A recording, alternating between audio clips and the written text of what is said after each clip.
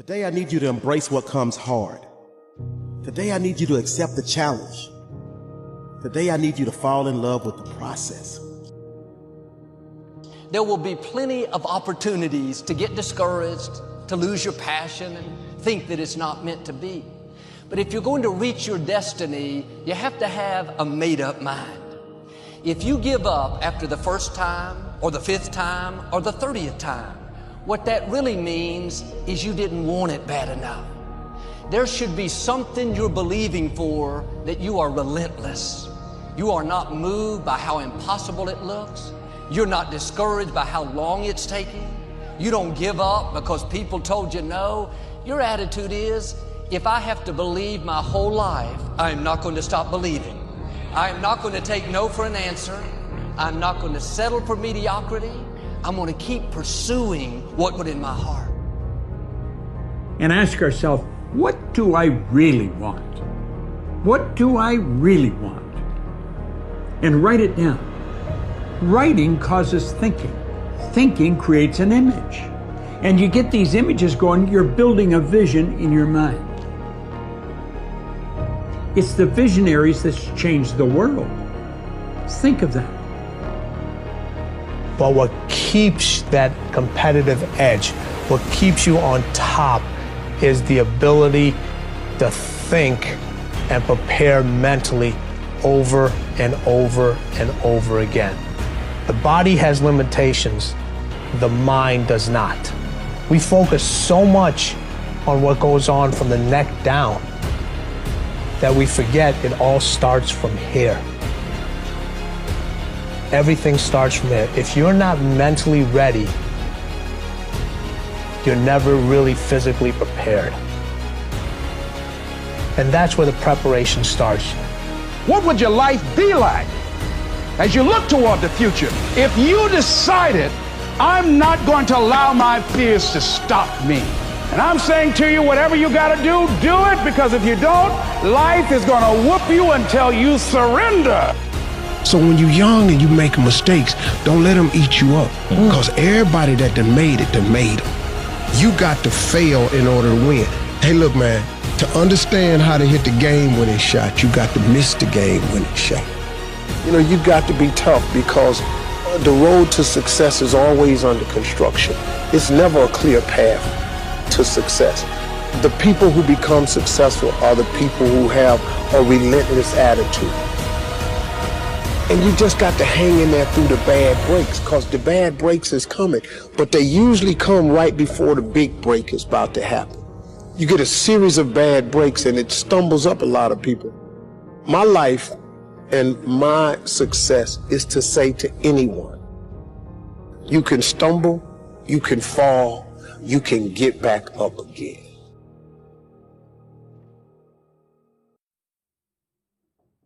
No matter what you face, no matter how bad it is going to be, when there is a challenge, and by a challenge I mean anything in life, any challenge, anything that you're facing, the only way to overcome the challenges that you face is to start walking. Take that step every day, no matter what you are facing. Get up and start walking. I have the ability to see the end before the beginning even begins. And what that means is I know that to get to the very end, I can see it right now. So before I went to Buds and I was losing all this weight and shit, I saw myself walking across the stage at 191 pounds. That's what I had to get to get into the door. I saw myself 6 months, a year later, whatever's going to take me to do it. I saw myself walking across that stage, getting that certificate of graduation from Buds. And I was able to be there at 300 pounds. And that feeling that I was nowhere near that feeling, I was able to put myself there 1,000,000 times every day. And that feeling of like, my God, that is going to feel amazing. That's what made me suffer. That's what allowed the pain to be real and say, this is worth it. I want to feel for this next 18 months. It took me 18 months to finally become a Navy SEAL, to finally, just get through butts. 18 months. It's 6 months. It took me 18. That's what woke me up every morning was I'm going to put myself through this much pain and suffering for a few seconds. That's all it is. A few seconds of joy. And it's so worth it, man. That's what people don't get. So I'm able to put myself at the finish line, even though I have no finish line, but at the finish line of an event before I even start the to say, how are you going to feel at the end of this? Visualizing is my biggest tool of life. That's why I've been able to put myself in cold water, put myself in a 100-mile race millions of times before I've done it. And I'm able to go through the race and see how I'm going to feel at mile 50, almost to the exact feeling. Right. So when it comes up, it's no surprise. It's no surprise. I've already done this a million times. I recommended the last time I was here, the little book, Richest Man in Babylon, and I said, I've lectured now to over 3 million people. Guess how many have actually gone and got this little book? Answer, very few. My best guess is 10%. Such an easy thing to do. This little book, number one, is easy to find. Number two, it's easy to buy. The most you can pay for it, $6, $7, $8. You can borrow that from your kids. But if it's easy to find and easy to buy, and if it's easy to read, why wouldn't everybody go get it? We don't know. I don't know. Nobody knows. Here's how profound it is. Some do and some don't. Now here's the numbers. About 10% do. We don't know the mystery of that. And I'm telling you, 10 years from now, those numbers will still be the same. The numbers don't change. Only the faces change. I used to belong to the 90% who couldn't be bothered even if it was easy. How many people have a library card? Answer, 3%. 97% couldn't be bothered. Guy specializes in happy hour, but he doesn't have a card. And now readily and quickly blames the government and blames his company and blames the pay scale. Here's my advice to you today. Walk away from the 97%. Don't talk like they talk. Don't go where they go. Don't act like they act. Don't specialize in what they specialize in. Throw away the blame lists they cling to. You got to be consciously conscious today because your environment can hypnotize, mesmerize, and paralyze you.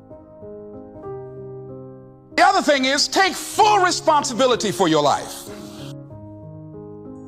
Oscar Wilde once said, responsibility is what we expect from somebody else. This is very true. Most people dread accepting responsibility. That's just a fact of life, and we can see it in operation every day. We can see ourselves getting hot under the collar when the dentist keeps us waiting, and we're sitting there reading old magazines when our appointment was 30 minutes ago. And we don't stop to think that we forgot to mail in this month's mortgage payment. We can see ourselves growing angrier and angrier because a business contact is supposed to call at noon, and here it is almost 2 o'clock, and the phone still refuses to ring. But we don't stop to think about the calls we ourselves have forgotten to return while we've been so busy fuming. We can see ourselves writing an angry letter to the airline because a flight was delayed, but we don't write an angry letter to ourselves when we're late for something, even though that might not be a bad idea at all. Yes, we can see avoidance of responsibility all the time in both our personal and professional lives. And here's something else we can see just as often. We can see that most people aren't as successful as they wish they were. Do you see there's a connection between these two very common phenomena? I certainly do, and by the end of this session, I hope you'll agree with me. I hope you'll understand that it's in your best interests to take responsibility for everything you do. But that's only the beginning. I'm also going to suggest that many times it's even best to accept responsibility for the mistakes of others, especially when you're in a managerial or leadership role.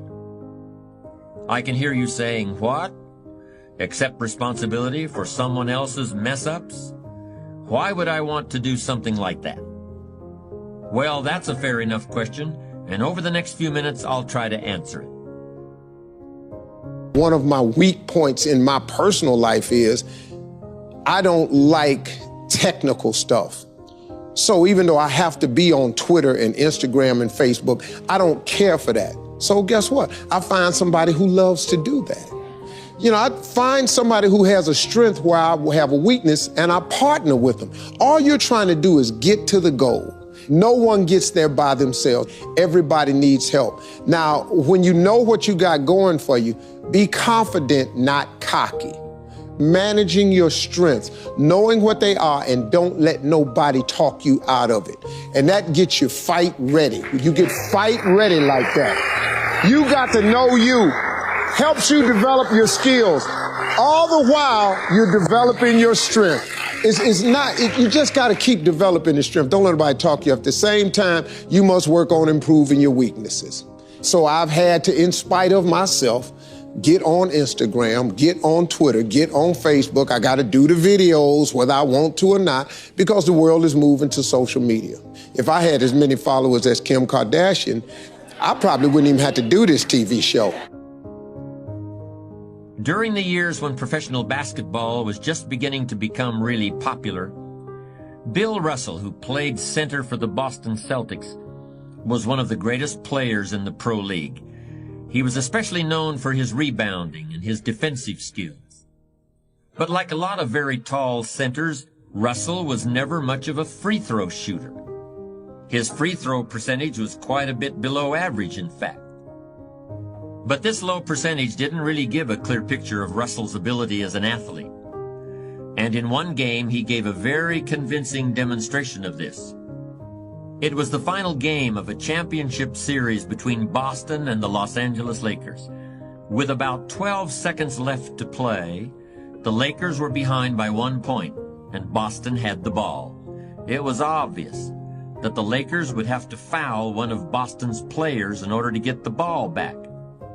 And they chose to foul Bill Russell.